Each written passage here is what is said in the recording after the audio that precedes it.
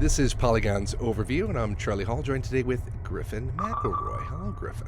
Hello, we're playing the Dear God, which I'm assuming is a sequel to Bible Adventures. Sadly, no. As much as I What, enjoyed Bible Adventures. when are they gonna bring that back? I miss you throwing the baby Moses around like some sort of beautiful projectile weapon. I think it's right after they get done with Left Behind 6. Okay, Right. all right. I wanted to ask you here. We're coming right off the Thanksgiving holiday where Americans everywhere eat dead animals with a lot of vigor. Have you ever hunted, sir? Have I ever hunted? Yeah. No, I was probably the only person in West Virginia who never did. Interesting. What are we looking at? I'm sorry, we're having a very tame conversation about Thanksgiving while watching a man turn into a deer. Is that what's going on here? That is exactly what's going on. So this particular hunter was having a bad season and got up from the fire late one night after his buddy went to bed and tried to get his allotment of buck. And a wolf took the bullet for the deer god. And as his punishment for firing upon the deer god, this hunter is being reincarnated as a deer. Okay, I did know a lot of hunters in West Virginia, and almost none of them were reincarnated into deer after being mauled by wolves. So I'm not sure about the accuracy. I mean, it's a beautiful creature, you know, the fairy cattle of the woods. I'm just not really sold on the premise. Well, up here in close to Milwaukee where I live, we see a lot of deer. And people are turning into deer all the time in Milwaukee? Mostly we're hitting them with our cars. Oh, okay. Terrific. And they're gracefully bounding across the road in the middle of traffic and stuff. And that's really a lot of the gameplay that I've experienced here. One of the first powers that you gain, in fact, the only power that I've been able to gain so far, is this double jump where your little fawn kind of clicks his heels and scampers across the landscape. Right, which deer can't. That is true. Deer can do that in real life. This game is pretty gorgeous, Charlie. It is beautiful. It's got this kind of blocky, kind of Minecraft-looking style to it, but then it's got this really, really narrow vanishing point that's way in the distance, and all of the angles, all of the parallax effects that they're running here in 4 or 5 different layers, plus the skybox, just really make it gorgeous. What can you tell me about the game? Are you fighting? Are there Goombas? Are you gonna jump on that bear? Nope.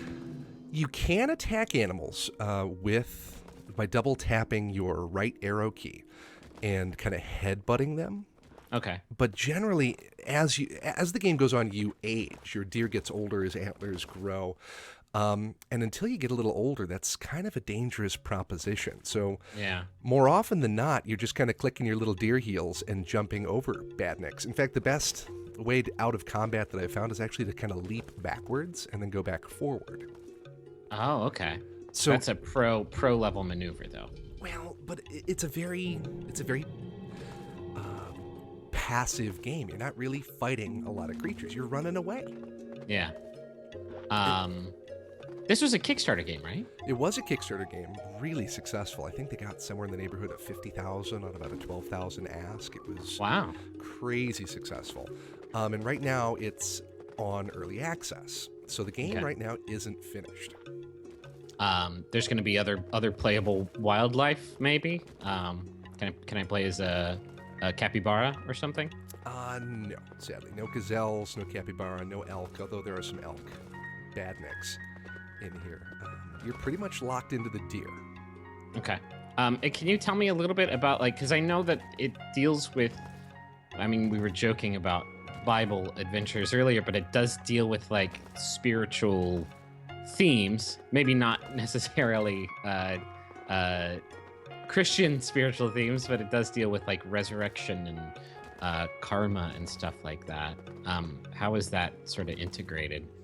Well, being that it's an alpha, I haven't noticed a lot of, rich storytelling. Yeah. There's a lot of symbolism, right? We just saw that large deer statue, and I think a lot of the environments themselves communicate a lot to the player. There's actually some kind of human areas that you go bounding through, including kind of a Louisiana bayou and a steamship and this farm area that you're seeing here.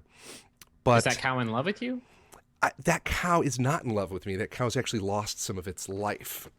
Oh gosh. Okay. I was looking at the Kickstarter page, and there was proposed a method whereby you could actually mate with fawns out in the wild, and that became your save point. It was kind of your offspring became your save point. I haven't seen that implemented yet in the alpha. I haven't run across any fawns that I can woo, as it were. Yeah. Well, the matters of the heart are tricky. They are. Maybe someday you'll find that special fawn that you can really settle down with and start a life. So here we've got one of the puzzles that the game is kind of sprinkled with. I've run across 2 or 3 of these that kind of repeat themselves in this procedurally generated random world. And I think that this is a lot where this kind of spirituality is coming from. Like when we see deer crossing the road up here, right? We don't know where they go. For all we know, they could just vanish into these underground labyrinths and have this kind of secret society of their own. And that's kind of what this game is playing on. Real talk, I actually recently watched, I think it was like a PBS special on deer called The Secret Life of Deer. Really? They're an interesting animal. Did you know their antlers grow like an inch every 2 days? They grow super fast. Holy cow. Yeah, in some cultures, they actually call them holy cow. Some ancient Celtic societies. Oh, you're going to die. The diversity of enemies was really something that surprised me. There's bats, there's snakes, there's scorpions, there's flying creatures that are zipping down on you as well. I'm having a hard time, like, I guess, figuring out how you would sort of classify it, like classify the genre of the Deer God. Is the exploration sort of the crux of it? Because right now, that seems like the coolest thing about the game is just all of these different environments you've been running through. It's kind of like, it's got that endless runner vibe, right? Where you're just, at times, trying to outrun enemies that are behind you and just trying to go as fast as you can and get to the next space that opens up and becomes this beautiful worldview to inhabit. But then it's got this kind of puzzle element to it.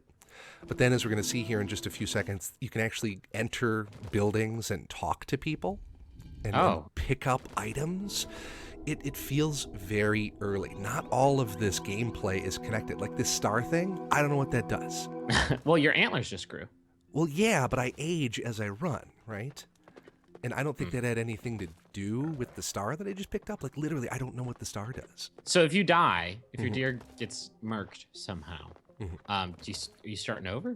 That is what my experience has been. There may be a way to save it, but I haven't found it yet. So it turns into kind of a roguelike, too, at some point. Yeah, that's interesting. Yeah, so here's our little cottage out in the woods with a dude. And this guy's lost his monocle. So I need to go out into the woods and find his monocle and bring it back to him. How's this dude talking to a deer? I'm not talking back. So being that he's a little sight impaired, I think he thinks I'm a human. With hooves? He would hear the hooves, I think. Being that it's a wood house, but no, he was mistaken. I am being called a savior at this point. So again, that religious element keeps getting hammered home. And now I'm going to go search for the older gray deers that are out in the forest.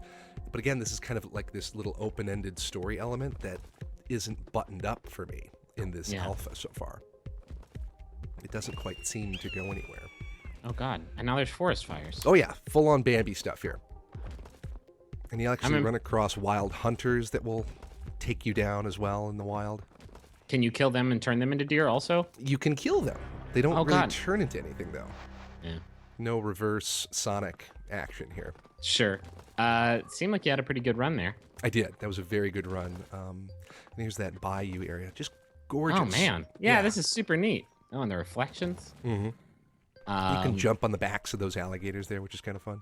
It seems like there's still stuff they need to add to it, but it seems like the visuals are pretty far along, pretty worthwhile at this point. It's something to watch, and for settling down into the longer winter months, this is definitely one that I'm gonna keep on the radar. Yep, gather the family around. Let's chill with this deer.